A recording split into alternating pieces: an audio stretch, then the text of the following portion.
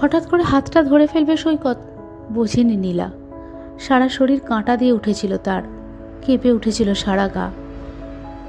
নীলার হাতটা নিজের শক্ত চওড়া হাতের মধ্যে নিয়ে আরও খানিকটা সরে এসে সৈকত প্রশ্ন করেছিল, ভালোবাসো তো আমায়? হ্যাঁ বা না কোনোটাই সঠিকভাবে বলতে পারেনি নীলা। কলেজের ফার্স্ট ইয়ার তখন, জিওগ্রাফির প্র্যাকটিক্যাল ক্লাস ছিল সেটা। ক্লাস শেষে সৈকত নীলাকে দাঁড়াতে বলেছিল। এরপর সবাই একে একে বেরিয়ে যাওয়ার পর সৈকত ব্যস্ত ছিল রুমের জানলাগুলো বন্ধ করতে। এটা ছিল সৈকতের প্রত্যেক দিনের দায়িত্ব। সমস্ত জানলা বন্ধ করে দরজার কাছে সরে এসেছিল।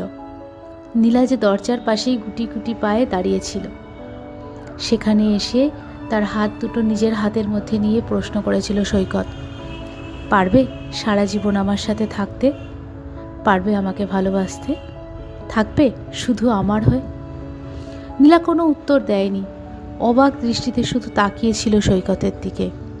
বাড়ি এসে বারে বারে ভেবেছিল, কেন তাকেই এ কথা বলল সৈকত? কেন কলেজের এত সুন্দর, এত ব্রিলিয়ান্ট, এত ছেলে মেয়ে থাকা সত্ত্বেও তাকেই পছন্দ হলো সৈকতের? অনেক ভেবেছিল, কিন্তু উত্তর দিতে পারেনি, উত্তর তার মনও তাকে দেয়নি। এরপর কেটে গিয়েছিল আরও অনেকটা সময়। কলেজের লাস্ট বছরে যখন তাদের থার্ড ইয়ার প্রায় শেষের দিকে, তখন ধরা দিয়েছিল নীলা সৈকতের কাছে।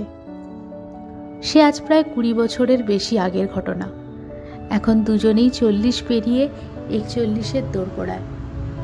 একটু আগে সৈকত কাজে বেরিয়ে গেল। এখন ভরভরন্ত সংসার তার। তাদের মেয়ে এখন অনেকটা বড়। সামনের বছর উচ্চ মাধ্যমিক পরীক্ষা দেবে সে।